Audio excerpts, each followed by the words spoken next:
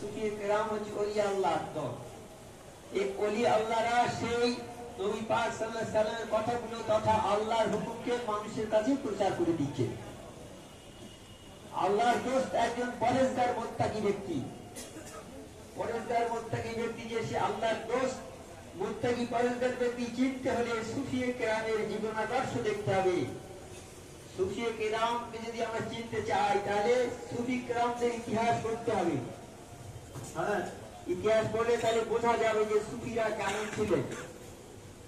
মুত্তাকি পরেজগার ব্যক্তি চিনতে হলে সুফি কেরামের জীবনাদর্শ, তাদের জীবনী পড়তে হবে। মাওলানা রুমি রহমতুল্লাহ একজন সুপণ্ডিত ব্যক্তি, তিনি বলে গেছেন লক্ষ লক্ষ দুনিয়াদার লোভী ব্যক্তি অজগরের মতো হা করে বসে আছে, এরা অযোগ্য কি।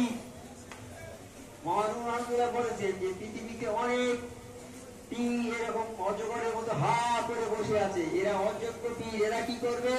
শুক্র বালির সমতুল্য, শুক্র বালি দেখেছেন, সেই বালির সমতুল্য সে তোমার সারা জীবনের সংগৃহীত রস শোষণ করে নেবে।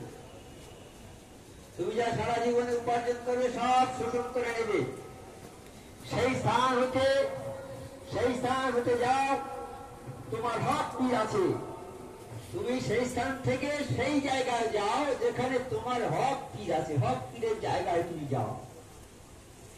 এই হক পীরের নিদর্শন কি? কালাম পাকে আল্লাহ ঘোষণা করলেন তোমরা ওই ব্যক্তির অনুসরণ করো যে তোমাদের নিকট কোনো পারিশ্রমিক বা পুরস্কার চায় না, আর তারাই হেদায়েত প্রাপ্ত। তাহলে কালাম পাক পাঠিয়েছেন আল্লাহ, তাকে বলে দিয়েছেন। আমার আল্লাহ তো জানতেন আমার জামানা শেষ হয়ে যাবে, তারপর সাহাবা তাবে তাবিঈন শেষ হবে, তারপর নবীদের জামানা আসবে। আমার আল্লাহ তো সব জানেন, আগের এবং পেছনের সব কিছু আমার আল্লাহ জানা। তাই তিনি বলেছেন যে আমি আর পরে যারা আসবে তারাই ওলি আল্লাহ, তাদের কাছে যাও। তাদের নিদর্শনটা কি? কালাম পাকে আল্লাহ বলে দিলেন 22 পারা সূরা ইয়াসিনের মধ্যে বলে দিলেন, আরো অনেক জায়গায় বলেছি। এরা বলেছে যে তোমরা সেই লোকের কাছে যাবে যে ওই ব্যক্তি অনুসরণ করো যে তোমাদের নিকট কোনো পারিশ্রমিক পুরস্কার চায় না, তারাই হেদায়েত প্রাপ্ত।